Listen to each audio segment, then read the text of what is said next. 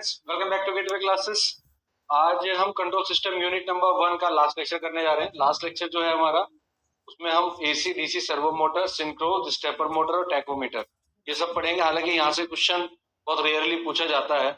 अगर मैं आपको ओवरऑल सिलेबस का थोड़ा सा आइडिया दूं तो इसमें एलिमेंट्स ऑफ कंट्रोल सिस्टम ये सब चीजें हैं, लेकिन जो एग्जाम में क्वेश्चन पूछे जाते हैं या तो ब्लॉक डायग्राम रिडक्शन से पूछे जाते हैं या आपसे एसएफजी पे मेसन गेन फॉर्मूले पे क्वेश्चन पूछे जाते हैं। आप प्रीवियस ईयर के क्वेश्चन देखेंगे उसी पे आते हैं, या आपके ओपन लूप क्लोज लूप पे क्वेश्चन बना देते हैं ज्यादा से ज्यादा, और एक आध क्वेश्चन अगर बनाना होगा तो मैथमेटिकल मॉडलिंग पे बनाते हैं। यहाँ से क्वेश्चन लास्ट 4 से 5 साल में तो पूछा नहीं गया, पिछले 4-5 साल में कोई क्वेश्चन यहाँ से नहीं आया।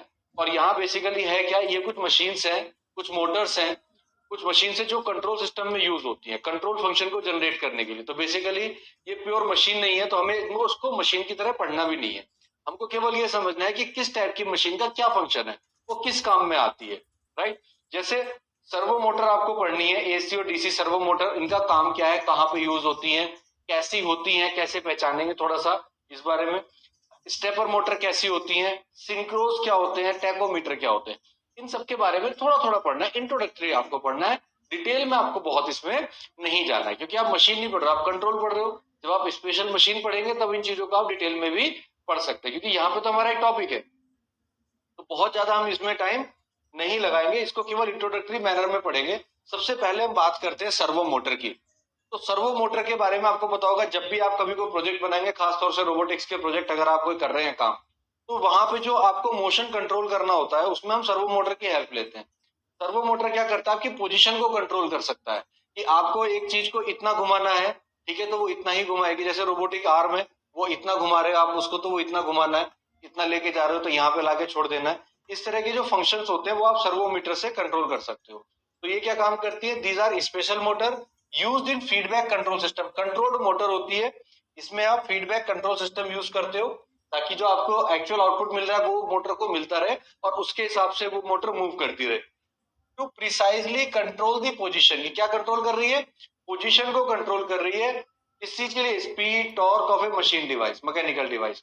इनका इनर्शिया बहुत लो होता है, जल्दी स्टार्ट हो जाती है, जल्दी। जो छोटी मोटर होती है, हल्का रोटर होता है, रोटर पतला होता है, लंबा होता है, ठीक है, लेकिन उसका इनर्शिया कम होगा तो वो जल्दी से स्टार्ट होगी, जल्दी से स्टॉप हो सकती है, ठीक। कंट्रोलिंग आसान होती है, कुल मिला के बात ये। Control system motor speed and torque should be change in a linear way with the electrical signal sent to it, ठीक। अब कितने तरह की मोटर होती है, 3 तरह की मोटर है, AC servo motor, DC servo motor और स्पेशल।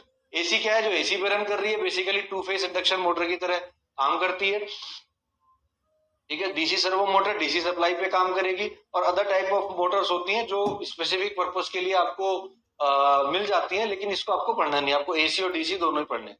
अब बात करें अगर एसी सर्वो मीटर की, सर्वो मोटर की, तो एसी सर्वो मोटर क्या होती है, आपकी 2 फेज इंडक्शन मोटर होती है एक तरह से। 2 फेज इंडक्शन मोटर पढ़ा था ना, अगर आपको मोटरिंग एक्शन चाहिए तो 2 फेज से भी वो मिल सकता है। 2 वाइंडिंग होती है इसमें हमारी, एक वाइंडिंग, और पहली वाइंडिंग जो होती है उसको हम प्राइमरी वाइंडिंग, मेन वाइंडिंग या रेफरेंस वाइंडिंग कुछ भी बोल देते हैं, ठीक है, जिसको हम एसी सप्लाई देते हैं। दूसरी वाइंडिंग जो होती है उसको हम वेरिएबल कंट्रोल वोल्टेज देते हैं, और उसको हम नाम देते हैं कंट्रोल वाइंडिंग। दूसरी वाइंडिंग को नाम क्या देंगे हम, कंट्रोल वाइंडिंग। तो मैं इसको थोड़ा सा, पहली वाइंडिंग को हमने नाम दिया मेन वाइंडिंग या रेफरेंस वाइंडिंग, राइट। दूसरी वाइंडिंग को हमने नाम दिया बेटा कंट्रोल वाइंडिंग, ठीक है। और इन दोनों की खासियत क्या है, ये दोनों एक दूसरे से 90 डिग्री पे स्पेस्ड होती हैं या एक दूसरे के क्वाड्रेचर में होती हैं। ये अगर आपका 90 डिग्री पे डिस्प्लेस्ड है, ये भी हमने बताया। तो ये 3 की पॉइंट है जो आपको इसके लिए याद रखने हैं, ठीक है। जब आप इसको एक्सप्लेन करेंगे तो आप बताएंगे कि सर 2 वाइंडिंग होती है, एक मेन वाइंडिंग, एक कंट्रोल वाइंडिंग। मेन वाइंडिंग और कंट्रोल वाइंडिंग दोनों में 90 डिग्री का फेज डिस्प्लेसमेंट होता है, तभी तो वो वर्क करेंगी। अगर सेम फेज में होगी तो मोटर स्टार्ट नहीं होगी, तो वो एक दूसरे से 90 डिग्री के डिफरेंस पे होती है। दूसरी जो वाइंडिंग है उसको हम वेरिएबल सप्लाई वोल्टेज देते हैं, सेम फ्रीक्वेंसी का। यहाँ कांस्टेंट वोल्टेज दे रहे हैं एसी का, कंट्रोल को हम वेरिएबल वोल्टेज देते हैं क्योंकि उसे हमें कंट्रोल करना है, ठीक है। फेज डिफरेंस कितना रहेगा, 90 डिग्री का। द डायरेक्शन ऑफ रोटेशन वो किस पे डिपेंड करेगी, फेज रिलेशनशिप में, कि दोनों वाइंडिंग के कनेक्शन आपने कैसे किए हैं, उनके बीच का फेज रिलेशन कैसा है। तो अगर आपको डायरेक्शन चेंज भी करनी है तो आप कनेक्शन को चेंज कर सकते हैं, डायरेक्शन भी रिवर्स हो जाएगी।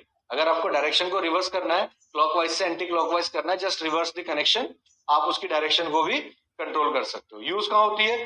रडार में यूज होती है, एक्चुएटर्स में यूज होती है, कंप्यूटर्स में यूज होती है, machine tool, tracking guidance system, process controller, robots, इन सब में जितने भी कंट्रोलिंग वाली डिवाइसेस हैं, चाहे वो आपका रोबोट्स हो, चाहे वो इंडस्ट्रियल कंट्रोलर्स हो, चाहे वो आपका रडार सिस्टम हो, दुनिया भर में सर्वो मोटर्स का बहुत ज्यादा यूज इन चीजों में किया जाता है। ठीक है, तो अब बात करते हैं इसकी कंस्ट्रक्शन की।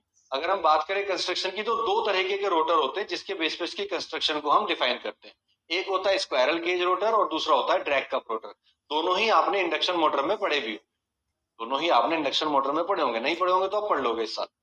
ठीक है जी, तो एसी सर्वो मोटर में क्या होगा? Squirrel cage rotor. अब ये वही रोटर है जो इंडक्शन मोटर में था, बट यहाँ पर क्या है कि इसकी थिकनेस ज्यादा नहीं रखते हैं, लेंथ ज्यादा रखते हैं। लेंथ ज्यादा होती है, इस पे बार टाइप ये होते हैं, इसमें हम कंडक्टर को प्लेस करते हैं, शाफ्ट होती है। ठीक है, चूंकि लेंथ ज्यादा होती है तो इसका रेजिस्टेंस जो होता है वो हाई होता है।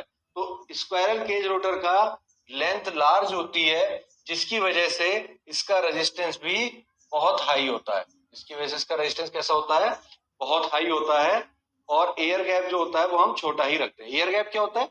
रोटर और जिस स्टेटर में ये रखी हुई है उनके बीच में जो एयर का गैप है, भाई रोटर अगर ये है तो इसके चारों तरफ स्टेटर है, तो ये जो आपको गैप इतना दिखाई दे रहा है रोटर के और स्टेटर के बीच में, this is the air gap. तो इस एयर गैप की हम बात कर रहे हैं, वो एयर गैप कम रखा जाता है। दूसरा हमारा होता है drag cup type rotor. Drag cup type rotor में क्या होता है? दो एयर गैप होते हैं। एक एयर गैप तो स्टेटर के और रोटर के बीच में होता है, ये स्टेटर है बाहर वाला, और ये जो कप दिख रहा है ये ड्रैग कप है, ऑरेंज कलर में जो है, और इसके और स्टेटर के बीच में एक एयर गैप है। और इस ड्रैग कप रोटर और ये जो कोर आपको दिख रही है इलेक्ट्रो मैग्नेटिक कोर, इस कोर के बीच में भी यहाँ पर भी एक एयर गैप आपका रहता है। तो दो जगह एयर गैप इसमें आपको दिया जाता है। इस तरह से ये रोटर रहता है। ड्रैग कप मतलब इसके बीच में एक शाफ्ट है या एक मैग्नेटिक मटेरियल है, उसके चारों तरफ रोटर है और फिर रोटर के चारों तरफ स्टेटर है। कुछ इस तरह की कॉन्फ़िगरेशन होती है। तो for a rotor A cup of non magnetic conducting material is use. Non conducting magnetic material आप वहां पे यूज कर रहे हो, this is non magnetic conducting material. चाहे तो लिख लो non magnetic conducting material.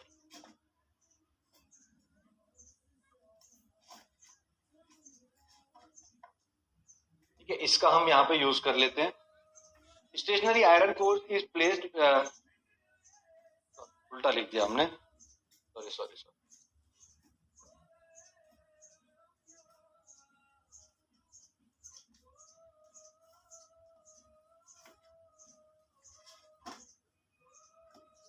Diagram भी हमारा बिगड़ गया इस चक्कर में, कोई बात।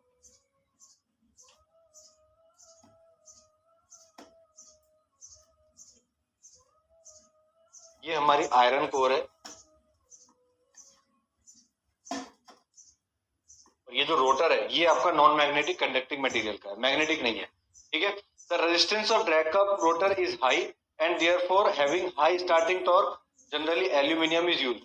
इसका जो रेजिस्टेंस होता है वो हाई होता है। ठीक है, आर जो होता है ये हाई होता है, जिसकी वजह से इसका रेजिस्टेंस की वजह से इसका जो स्टार्टिंग टॉर्क है वो भी ज्यादा रहेगा। ठीक है, और मोटर आराम से स्टार्ट होती है, टॉर्क ज्यादा रहेगा तो स्टार्टिंग में ताकत नहीं लगानी पड़ेगी। दूसरा, ये बहुत लाइट वेट होता है, एल्यूमिनियम का बना होता है। ठीक है, एल्यूमिनियम का होने की वजह से इसका वेट कम हो जाता है, इनर्शिया कम हो जाती है, और जो स्टार्टिंग टॉर्क है वो कम चाहिए होता है, तो जल्दी स्टार्ट हो जाता है, जल्दी स्टॉप हो जाता है। ठीक है, तो इस तरह की कुछ कंस्ट्रक्शन होती है जिसको आप डिफाइन कर सकते हो। कैरेक्टरिस्टिक की बात करें, अब दो तरह से कैरेक्टरिस्टिक आप इसकी बना सकते हो। Torque speed characteristic of two phase induction motor depends upon the ratio of reactance to the resistance, यानी कि जो x बाई आर रेशियो होता है, reactance to the resistance ratio, उस पर डिपेंड करेगी।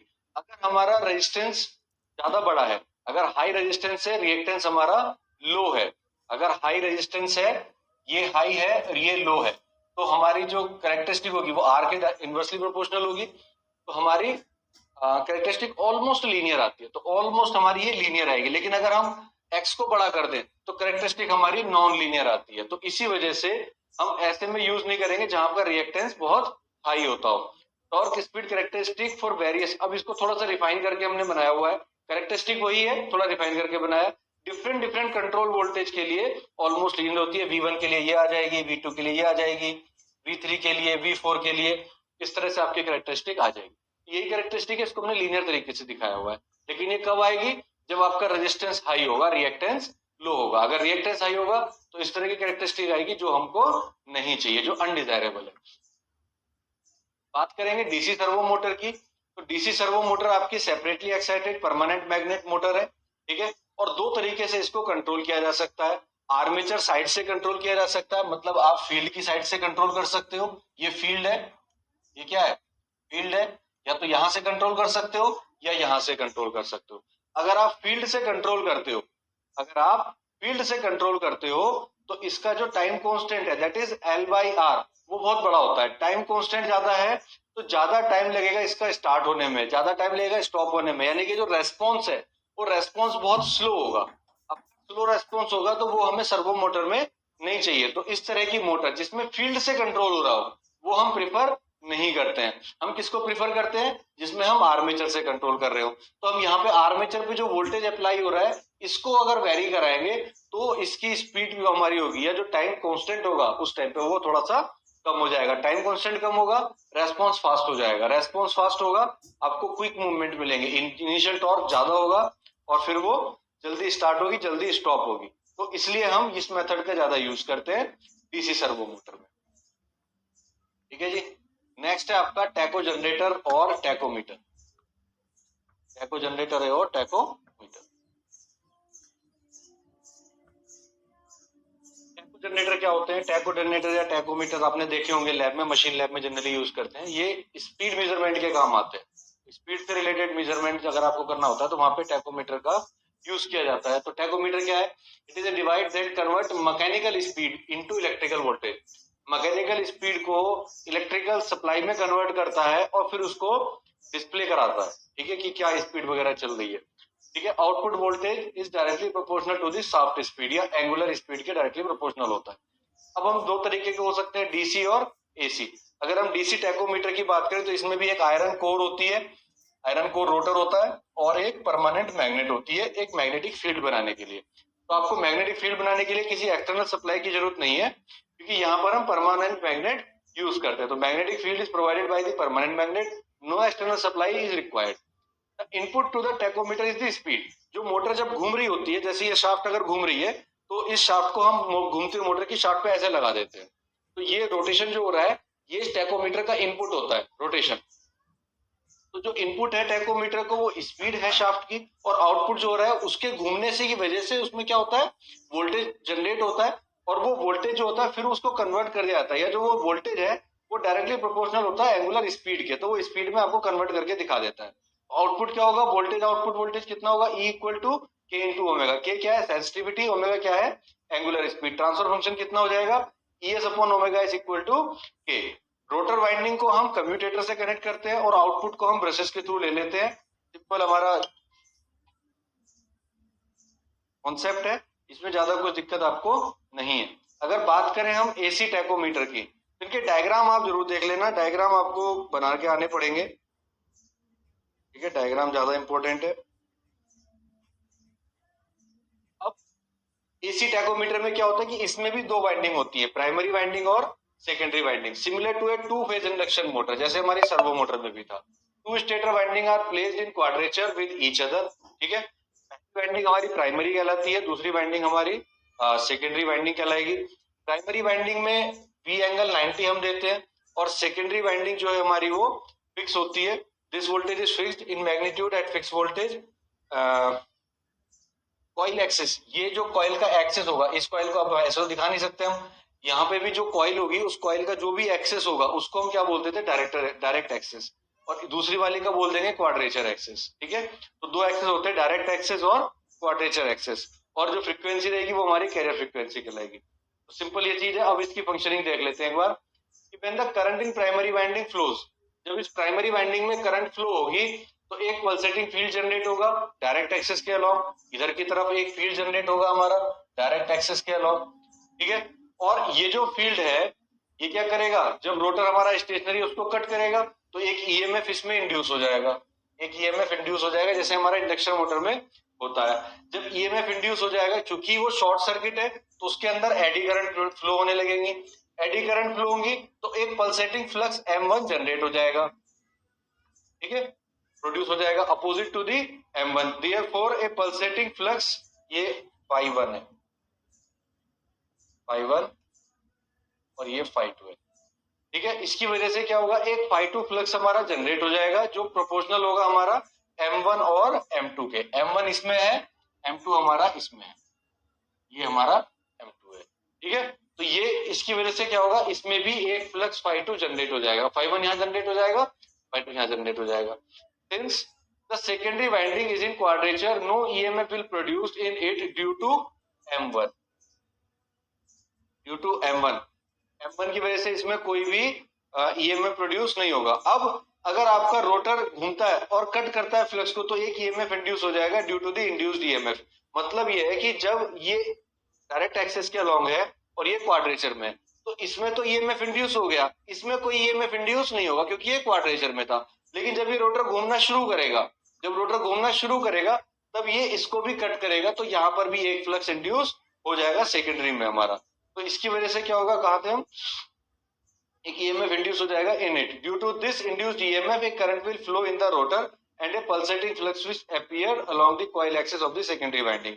दिस फ्लक्स phi2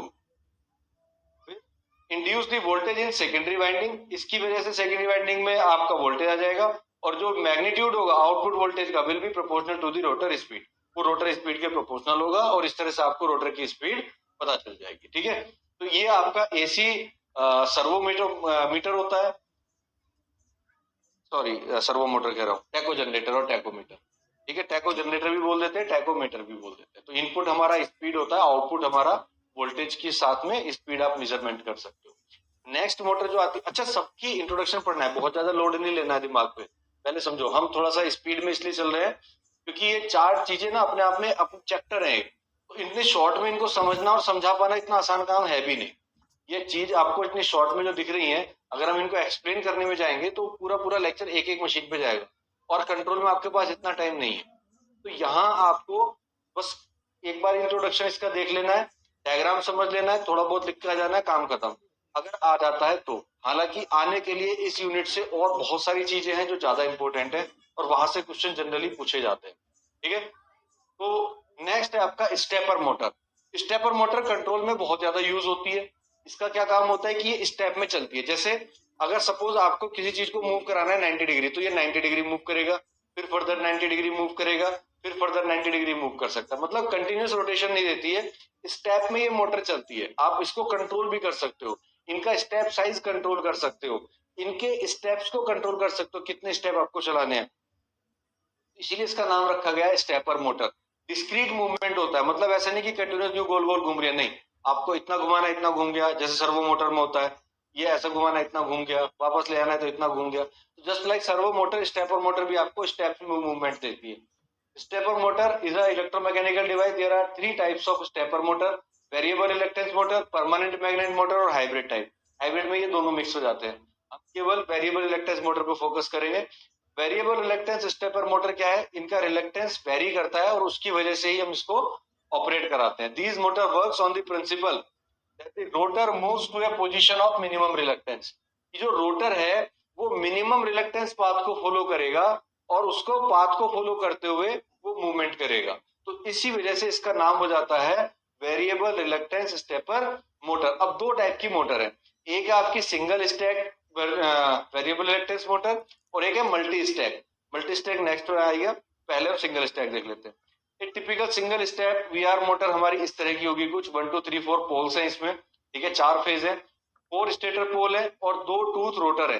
टूथ जैसे salient pole rotor होता है, एक पोल ये है और एक पोल ये है, तो इसको 2 टूथ भी बोल देते हैं, सेलिएंट पोल रोटर भी बोल देते हैं, जैसा भी आप इसको नाम से समझना चाहो।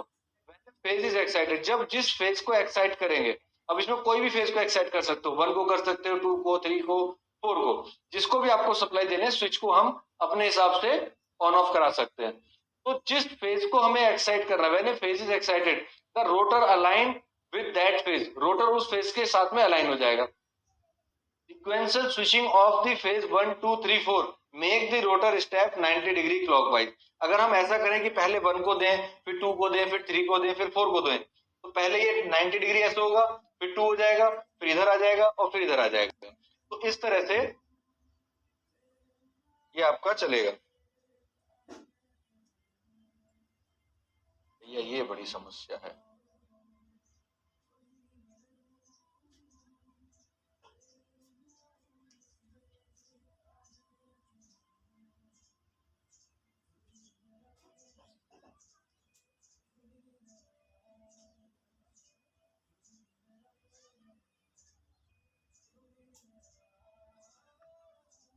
तो डायग्राम मैं भी सही कर दूंगा, इसको सही करना पड़ेगा।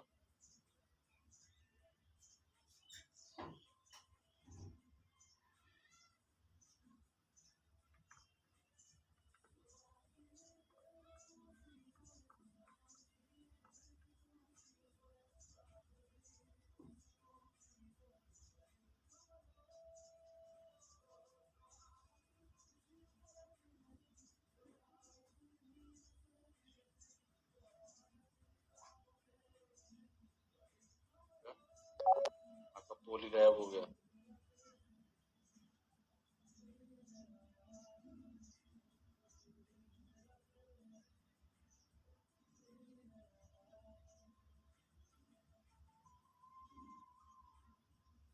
ठीक है, मैं इसको कंप्लीट करके आपको दे दूंगा, कोई दिक्कत नहीं।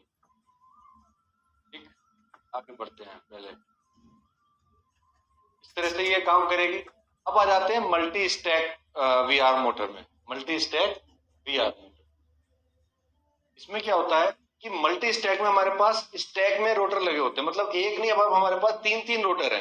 तो अब पहले तो क्या होता था कि आप 90 डिग्री के एंगल पे ही उसको कंट्रोल कर पा रहे थे, राइट।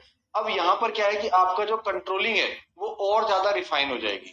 अब आप इसमें और ज्यादा रिफाइन कंट्रोल ले सकते हो, ठीक है। यानी कि ऐसा नहीं कि अब आपको 90 डिग्री तक ही होगा। तो इसमें क्या है, in a multi stack motor several rotors share a common shaft. Common shaft share करते हैं सेवरल रोटर्स, यानी कि हमारे 3 दिखा रखे हैं, तो 3 शेयर कर रहे हैं frame on A common frame. Frame common रहता है, सेम नंबर ऑफ पोल होते हैं, सेम नंबर ऑफ टीथ होते हैं। अब जैसे जैसे आप स्टेटर को पल्सेस से सप्लाई करोगे, अलग अलग सप्लाई दोगे, रोटर उसी के हिसाब से छोटे छोटे एंगल्स में मूव करेगा। तो पहले तो बड़े बड़े एंगल आपको मिल रहे थे 90 डिग्री के, फिर उसके बाद 90 डिग्री। तो अब आपको अगर 30 डिग्री 40 डिग्री पे भी मूवमेंट कराना है तो आप आराम से करा सकते हो। तो ये इससे इसमें बेनिफिट होता है।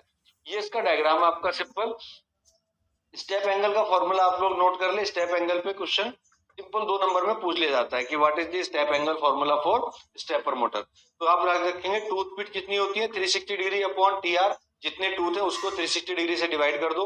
और अगर स्टेप एंगल निकालना है 360 divided by N into TR. यहाँ पे एन क्या है आपका, नंबर ऑफ स्टैक्स है। एम क्या है, नंबर ऑफ, जैसे यहाँ पे 3 स्टैक है, एन क्या हो जाएगा यहाँ पे नंबर ऑफ स्टैक्स यानी कि 3। फॉर एग्जाम्पल अगर हमारे टीआर 12 है और एन 3 है तो स्टेप एंगल हमारा 10 डिग्री का हो जाएगा। तो 10 डिग्री का मतलब ये कि आप मिनिमम 10 डिग्री का शिफ्ट करा सकते हो। 10 डिग्री 10 डिग्री 10 डिग्री इस तरह से मूवमेंट आप ले सकते हो। तो नंबर ऑफ स्टैक पे डिपेंड करेगा। अभी नंबर ऑफ स्टैक अगर आप 4 कर दो तो ये और भी कम हो जाएगा, यानी कि और रिफाइन कंट्रोल आप इससे कर सकते हो, राइट। तो ये जाता है आपका स्टेपर मोटर। इसके बाद आता है आपका सिंक्रोज। सिंक्रोज का काम क्या होता है वो भी समझ लीजिए। ये एक तरह से ट्रांसड्यूसर है ये भी, और ये क्या काम करता है कि जो आपकी एंगुलर पोजीशन होती है उसको डिटेक्ट करता है और एंगुलर पोजीशन के हिसाब से वोल्टेज जनरेट करता है। तो ये क्या काम करता है, इसीलिए transducer which convert the angular position of A shaft. इस शाफ्ट की एंगुलर पोजीशन कितना मूव कर रहा है, उसका मूवमेंट कितना हो रहा है, उसको ये डिटेक्ट करता है और उसको फिर इलेक्ट्रिकल सिग्नल में कन्वर्ट करता है। और इलेक्ट्रिकल सिग्नल में कन्वर्ट करता है कैसे, कि जो 3 सिंगल फेज वोल्टेज है that are the function of shaft angle, मतलब शाफ्ट एंगल के हिसाब से वोल्टेज जनरेट हो रहा है। तो आपको ये पता चल जाएगा कि कितना रोटर घूम रहा है, या उसकी स्पीड अगर निकालनी है रोटर की तो भी ये काम आता है। यानी कि रोटर की स्पीड कैलकुलेट करनी हो, रोटर की एंगुलर पोजीशन मूवमेंट पता करनी हो, तब हम सिंक्रोज का यूज करते हैं, ठीक है। इसी वजह से इनका यूज बढ़ जाता है एज ए डिटेक्टर या फिर एज ए एनकोडर। तो एरर डिटेक्टर में भी करते हैं, स्पीड में तो कोई एरर नहीं आ रही, एनकोडर में भी इसका यूज करते हैं। सिंक्रोज का यूज किसमें किया जाता है, एनकोडर्स में भी किया जाता है। अब अगर हम बात करें कंस्ट्रक्शन की, तो कंस्ट्रक्शन आपकी सिंपल 3 फेज अल्टरनेटर की होती है। 2 चीजें इसमें होती हैं, एक होता है सिंक्रो ट्रांसमीटर और दूसरा होता है सिंक्रो रिसीवर या सिंक्रो कंट्रोल ट्रांसफार्मर, रिसीवर को कंट्रोल ट्रांसफार्मर भी बोल देते हैं। तो पहले तो हम ट्रांसमीटर की बात कर लेते हैं। ये हमारा ट्रांसमीटर का डायग्राम थ्री फेज अल्टरनेटर की तरह होता है। तो 3 वाइंडिंग है आपकी बिल्कुल। स्टेटर हमारी 3 फेज स्टार में कनेक्टेड है और रोटर हमारा डंबल शेप है या सेलिएंट पोल रोटर है। डंबल शेप इसको बोल देते हैं, सेलिएंट पोल बोल देते हैं। सेलिएंट पोल हमारा रोटर है और single phase AC supply voltage हम देते हैं रोटर को थ्रू स्लिप रिंग। अब हमारा जो सिंगल फेज सप्लाई वोल्टेज है वो कितना है, ER sin ओमेगा टी, जो हम एसी दे रहे हैं। Due to this applied voltage एक मैग्नेटाइजिंग करंट इसमें फ्लो होगी रोटर की कॉइल में। इस रोटर कॉइल में एक मैग्नेटाइजिंग करंट फ्लो होगी। This magnetizing current produce sinusoidally varying flux, एक वेरिंग फ्लक्स जनरेट होगा, एयर गैप में डिस्ट्रीब्यूट होगा। Because of the transformer action voltage get induced in all stator coil, सारी स्टेटर कॉइल में voltage induce होगा, क्योंकि यहाँ से इंडक्शन वाला प्रिंसिपल आपका यहाँ पे लगेगा पूरा। तो यहाँ पे स्टेटर में वोल्टेज इंड्यूस होगा which is proportional to the cosine of angle between stator and rotor coil axis, जो कि डायरेक्टली प्रोपोर्शनल होगा हमारे स्टेटर और रोटर के कॉइल एक्सिस के कोसाइन के। ठीक है, तो ये तो हमारी हो गई कंस्ट्रक्शन की बात। अब अगर हम बात कर लें तो क्या है,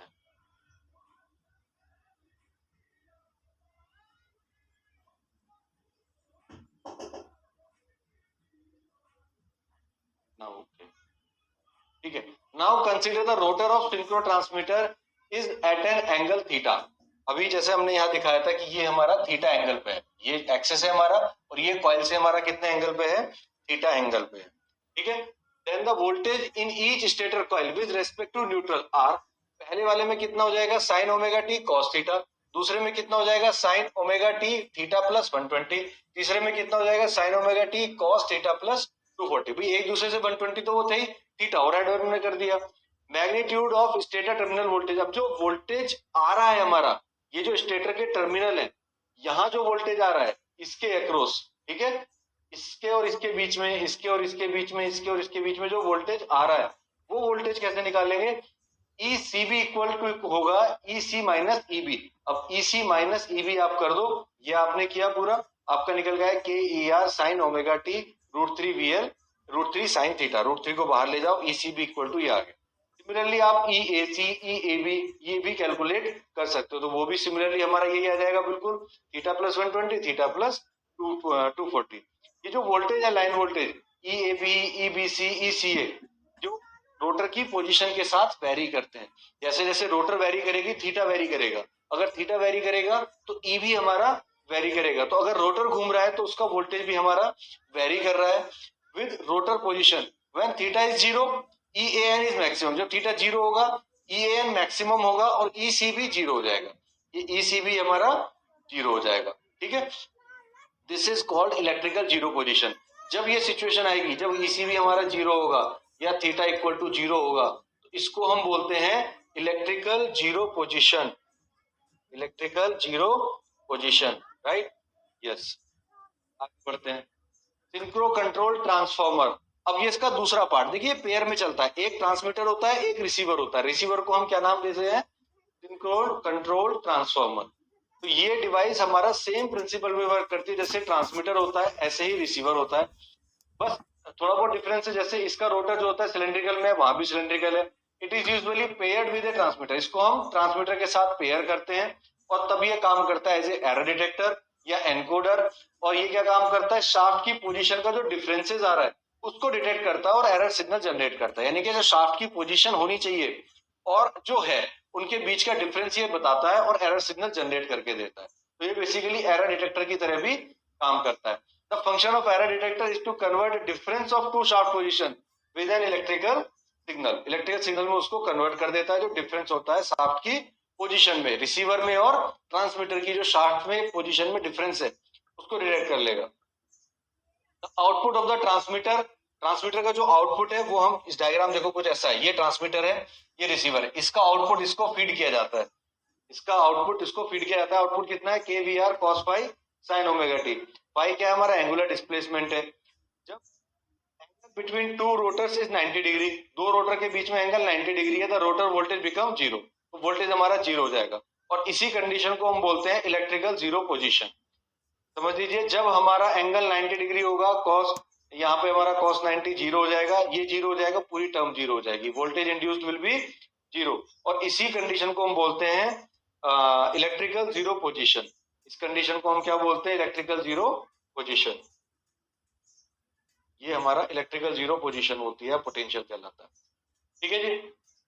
अब एरर सिग्नल कैसे जनरेट होता है वो देखो। अगर ट्रांसमीटर हमारा थीटा डिग्री पे है, ये हमारा एक्सिस है, ये थीटा डिग्री पे, अब ये तो हमारा एक्सिस होना चाहिए लेकिन एक्सिस दिख रहा है ये, तो ये थीटा डिग्री का हमारा रोटेशन दिखा रहा है। And the control transformer rotate through alpha, और कंट्रोल ट्रांसफार्मर को हम अल्फा से रोटेट करा दें। इसको हम किससे रोटेट करा दें? अल्फा से रोटेट करा दें। ठीक है, अल्फा से रोटेट करा दें। तब फाई इक्वल टू कितना हो जाएगा? 90 माइनस थीटा प्लस फाइव। 90, ये एंगल कितना होना चाहिए? 90 माइनस थीटा प्लस ये वाला एंगल ऐड कर दो 5, तो ये आ जाएगा हमारा sorry alpha. ET equal to हो जाएगा K1 VR, साइन फाइव की जगह कितना लिख देंगे? साइन थीटा माइनस अल्फा, और ये हो जाएगा साइन ओमेगा टी, क्योंकि वो कॉस था तो कॉस का क्या बन गया? Sine. Cos 90 minus theta sine theta हो जाता है। तो ये हमारा basically cos 90 minus theta plus alpha था, तो इसको हमने क्या कर दिया? साइन थीटा लिख दिया। ठीक है, और small angular displacement ET equal to कितना हो जाएगा? KV1, साइन की जगह थीटा माइनस अल्फा कर दिया और साइन ओमेगा टी आ जाएगा आपका। दस जो आउटपुट वोल्टेज है वो डायरेक्टली प्रोपोर्शनल होता है किसके? डिफरेंस बिटवीन दो शार्प पोजीशन। इसकी पोजीशन थीटा थी, इसकी अल्फा थी, इन दोनों का जो डिफरेंस है उसके डायरेक्टली प्रोपोर्शनल हो जाएगा आपका आउटपुट वोल्टेज, और इसी से आपका एरर सिग्नल जनरेट होता है कंट्रोल सिस्टम में। ठीक है, इस तरह से आपका सिंक्रो कंट्रोल ट्रांसमीटर काम करता है। ठीक है जी, तो आज के लेक्चर में इतना सफिशिएंट है। फिर से बोलूंगा, ये यूनिट में डायग्राम को अच्छे से तैयार कर लो।